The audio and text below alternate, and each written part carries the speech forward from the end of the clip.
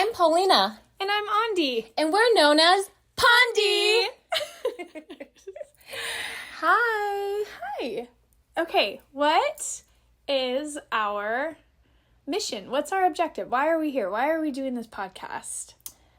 Oh, gosh, because you got me into all this. All this IFS stuff. IFS obsession. We are IFS obsessed. That is a fact. Yeah, and just kind of the wanting to share all things IFS in a really fun, playful, not super serious, therapeutic way.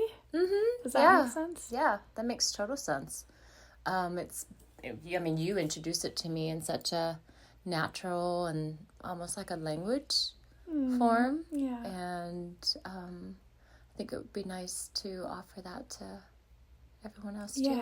Yeah. Kind of give people an opportunity to connect to something that maybe would help them understand themselves, like in a really playful way. Yeah. Yeah. Cool. Anything else you can think of? Like really why we're feeling so called to share this? What popped up in my head is like healing is possible. Obviously, but healing is possible. Well, there's multiple avenues to this. One, I think healing is possible when you're being witnessed by just one person is powerful. And it is possible also to have healing within yourself. Yeah. To do healing within yourself. So that's kind of like the two big things that I... Yeah. And that was... for me. When you just said that, it made me think about how healing, when being witnessed by one person, kind of allows... Like, IFS actually allows you to be witnessed by by self. That's a core component to IFS is the self, but it gives you the tools to witness yourself and do some internal healing. Yeah. Which, of course, if you have the opportunity to have a therapist or a coach to do that, that's beautiful and that's amazing, especially for like deeper trauma or some stuff that you need somebody to help you work through. But if you don't have that ability, IFS really provides the framework to witness yourself and do internal healing. Yeah. Okay, that made me think of kind of the mission of like collective healing. Yes. What comes up for you around? That's a good one. Collective healing is powerful, right? Oh gosh, so many things came up with that one. Collective healing. There's a collectiveness within us. Which is what makes IFS unique, is that we have so many multiple parts, and we're very complex. There's collective healing as far as like community. Totally. Which is so important. And I don't think, honestly, that we... like this whole movement of like doing everything on your own, this independence, and like it, like a lot of it, I feel like a lot of our healing would be so much more powerful when we're doing it collectively and together. Yeah, that was beautiful. I agree. I think there's even some like research studies that show in like group format and like the power of healing when you have people there to support and witness and almost like hold you accountable and find your blind spots. But yeah, so it's really neat that IFS provides that direction and support also. Yeah. And then I think the like back to the root of why we're doing this is to ultimately provide a playful way of introducing IFS, or for those who already are familiar with it, just adding a little flair and sharing our kind of aspects, the way it's like sharing the way it has impacted us and the way we use it, which seems kind of unique. And then the hopes of healing the world. Yes. We feel this is a powerful way to impact healing in our whole, as a whole. Yeah. Yeah. I think it really impacted me, and I'm curious if you can share with us a little bit about your story, about how you got into IFS. It's been a while since I heard this story. Oh gosh, thank you. Let's see. I had been together with my husband for quite a few years. We moved out to Maui together, and we had our little boy, and I think he was about a year and a half, and we just started becoming like pretty disconnected and got into some, probably normal marriage cycles. But what I noticed was I was starting to find myself in certain patterns and cycles that were going to like ultimately sabotage our marriage and potentially lose him. So we did marriage counseling, and that's something we're super fond of and know the beauty in that. But I knew I needed to go and get my own work done, and so I went to a therapist who happened to practice IFS. Nice. Yeah. So you didn't know about IFS before? You didn't seek IFS? Yeah. Okay, right. I just went to a therapist, and that happened to be the style that she used. And I mean, I tend to think that was now I look back and I think it was a pretty spiritual alignment. Like I was placed in that spot to learn that ultimately, so that I could put it into my life and then be able to share it with others. That I now see as why I ended up in that spot, but I didn't at the time, of course. I just knew I needed to work through a lot of things that were coming up. So I ended up learning about the whole inner child work and different maladaptive behaviors that I got into patterns and cycles with from my past, and then it was starting to flow into my marriage, and that's when I knew I needed to make a change. So how did you notice it start to impact your marriage? Oh, good question. And maybe when? Yeah. It was a slow process, and that's funny because that's one thing IFS always says is slow is fast, right? And it took a while. Now knowing what IFS really is, and after receiving all the training, I think I have a more clear understanding looking back than when I did through the process. But now I can say that I had a lot of protectors that were driving my bus, is what they say. I had a lot of protectors, and my therapist had to really do a lot of validation and a lot of witnessing to help them to just find a sense of self, because ultimately that's what brought me there, is the lost sense of self, right?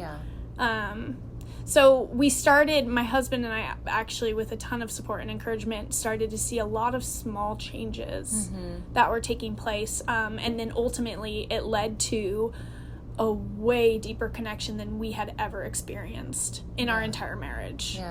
And then now I think I share this a lot about IFS has impacted me in terms of my relationship with myself, knowing myself, understanding myself, just having a more deeper connection to myself, which has led me to have deeper connections with all my relationships, from my husband to my parents to friendships to coworkers. Anytime people cross my path, I feel like there's just that opportunity to connect more deeply. That's so awesome. I think obviously I only know you, or I've met you post your IFS obsession. Actually, I don't even know if you were IFS obsessed at the time when I met you. Not like now. But you were definitely centered, and I think you're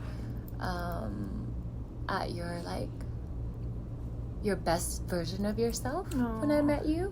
So, you must have done a lot of work, because I remember seeing you and meeting you and going, so much ease. Oh and my so gosh. sweet. And like nothing rattles this woman. And that still holds true to this day.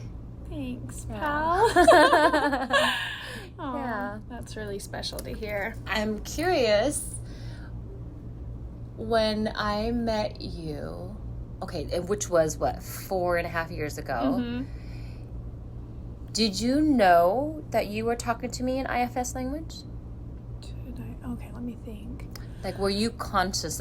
I mean, I had doing already it. by that point had named my parts. Uh-huh. And, you know, like, so was I able to identify others in their parts at that point? I don't think so. Mm-hmm. Does that make sense? Mm-hmm. So I knew of my parts and I knew of self. And I think I was just scratching the surface of applying that relationally and getting really confident in when people are in parts versus when they're in self. And, you know, I know I had started intentionally trying to notice that in my marriage and then slowly trickling into my friendships and my relationships. So does that answer that? Yeah. Yeah. Yeah. And then just to wrap up my little story, we could go on forever, you know, about it. But and then it was COVID that, like, I think I finally gained the deep confidence to go back to school. It was like this moment of, this is what I'm supposed to be sharing. Like I think between you and between Jim, my husband, and some other people in my life and my therapist, like I finally felt that the courage to, and support and some self energy from you guys that made me like, oh, I need to go back to school and I need to apply for the IFS training. And then I got in. Yep. And then that's when it felt like I was actually living like living in alignment. Yeah. This is what I'm supposed to do. I remember you getting in vaguely, actually, and I remember you getting so excited about it. I just didn't understand the depth of why you were excited at all. Yeah. I'm like, cool. Yeah, You got right? into a training. Right. Great. So, beautiful segue. Yeah. Tell me But about little your did I know journey. where this is all gonna take us and me. Okay, so my journey into IFS, I remember when I moved here to Maui, I just loved being around you and our friend Jen. And it was like the first time I got to like hang out with just really solid, grounded, sweet girlfriends. And I would notice the two of you sharing, and we would be sharing, you know, we'd have so many laughs. And then at appropriate times, or what I deem as appropriate times, when the story would be moving or just sad, you would cry. And Jen would cry. And at first I thought, these two are just so sensitive. Yeah. And then I even shamed you. In my head, I'm like, freaking crybabies. But now I know they were protectors. Wanting to bully you for having emotions. Meanwhile, I stood on my high pedestal of like, I'm so strong. Yeah. These silly girls, just so sensitive. Okay, and then I noticed like some of the stories would be so deep, and then I would feel this heaviness to me, and I thought, why am I feeling like on the verge of crying, but there was there were going to be no tears coming out. Right. And then it happened several times, and I thought to myself, okay, there's something going on. After I kept telling you girls, hey, I'd pause the story and be like, hey, just want to let you guys know I am part of this emotional thing. I just feel the lump in my throat and the heaviness on my chest, but there is no tears. If I could cry, I remember saying, if I could cry, I would right now. Yes. And I just never dawned on me until it dawned on me that, like, I don't think that's normal. And I remember those moments. They were so freaking sweet. Right? Yeah, because you still would, like, speak for. Yes. You could feel the emotion. You'd speak for it. It showed up different than what ours might show up as, but you really wanted to connect in that, like, intimate, vulnerable moment with us, and you were. So, but it just showed up differently. Yes. And I really appreciate the two of you just really feeling and understanding and, like, validating that I was having those, like, emotions. Yeah. But it just didn't look like it. And then we were just laugh. Stone cold. Yeah. Just like, I am sad. I swear I'm sad right now. With a smile on. Yeah. So creepy. Yeah. Anyways. Okay. So IFS, how do we get into this? Oh, so then that was what prompted me to ask you, who was your therapist? And you had explained about, it was like for marriage. You went for marriage at first, and I thought, well, no, I just want to go and just see. And that's how I went down the rabbit tunnel. At the time, it was really costly for me, and I wanted to go frequently. Yeah.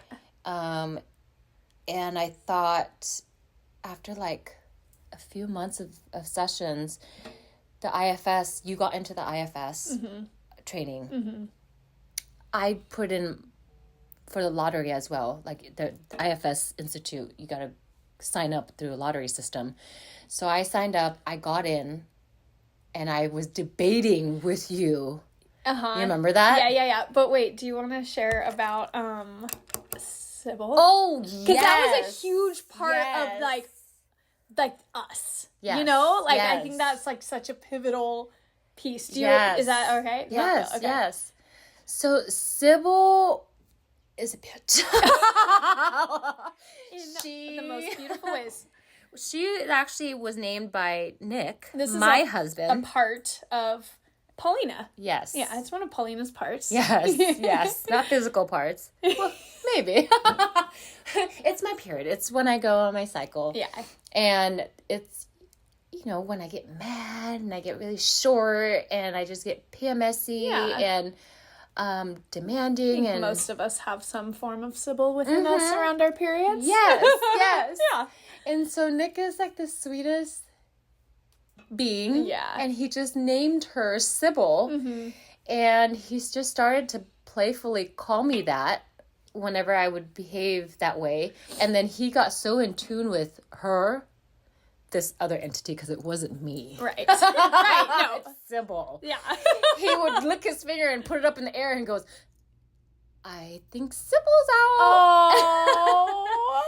And of course that would just, you know. It lighten it. Yes. Exactly. Which we call unblending. Yep. But it would just take you down a notch and precisely laugh about this silly part of you that's showing up so charged. Yes.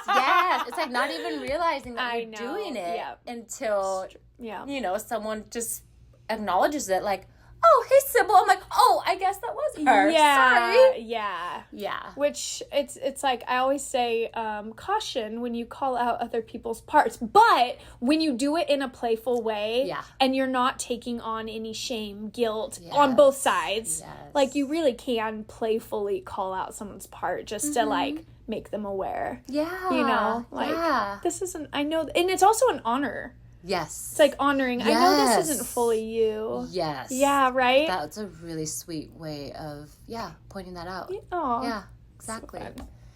So so that was kind of like our playful naming. Yeah. Right? Yeah. And then I think we, maybe with Jen too, started sort of doing it as well. I mean, I've always played around with alter egos. Yes. So it was very natural for IFS to, like, connect with me in that way. Oh, name your parts? Okay. Yes. I've been doing this for years, not even realizing it, but just to make fun of myself in a fun way, you know? Yes. But I think we started to like speak the language before we really knew we were speaking it. Yes. Which don't you find that a lot of people speak this language without actually knowing that they're doing it? I think so. Yeah. Yes. Yeah. Yes. And I think a lot of us have these internal dialogues all the time. Right. Yeah. Yeah. So, yeah. Yeah. Okay, so then you went for the lottery. I went for the lottery. I got in. I debated it with you. Yeah. I'm like, I don't know why I would even want to do this. Yes. I do all these trainings, and why am I going to do another training? And, sorry, at this point, you were looking for a purpose. I was. Remember? And a calling. Yep. Like you were you had a part of you that was like, yes, I don't know I need to know my purpose. I just got my real estate license, so I'm like, why am I going to do the next training? I keep going from training after training. Yep. Yeah. Yeah. So, and the thing that you said tied it all, like, I was like, okay, done deal. You were like, well, if you're wanting to find purpose within yourself and do the therapy for yourself, you might as well just learn it. Yeah, like learn the IFS from the other perspective so you can apply it to yourself. Just for you. Just for me. Don't do it for a career or purpose. Just do it for you. Yes. And I had such like a calculative part. I'm like, okay, how many sessions therapy sessions would I have done to make up for this IFS? Yeah. For the amount of money. Is that what I'm hearing? Yes. Yeah. How many is it equal? Of course your money part was calculating. Yes. I love her. Money part. Oh. So yeah.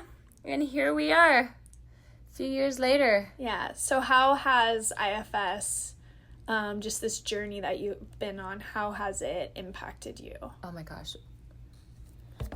How has it impacted me? Mm-hmm. It has impacted my whole life. How's it? Yeah. Like 180. It's just brought so much more calmness, connectedness. Yeah. It's brought me to my wisest self. Yeah.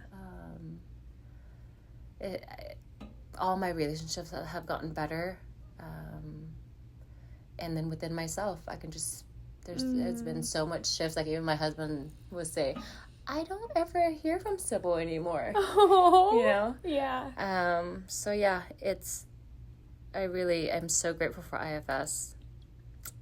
Yeah. Yeah, me too. It's really been sweet to witness your path and journey on this too, and get to do it with you. Mm-hmm. Yeah. Like really speak this language together and get to witness our lives like fall in alignment and into place. Mm-hmm. Get to witness yours and you get to witness mine, and together how they, connect. Yeah. Yeah. Yeah. It's been a lot of fun. Yeah. Super sweet. Cool. Well, thanks for sharing. Yeah, thank you. And thanks for listening. Yes.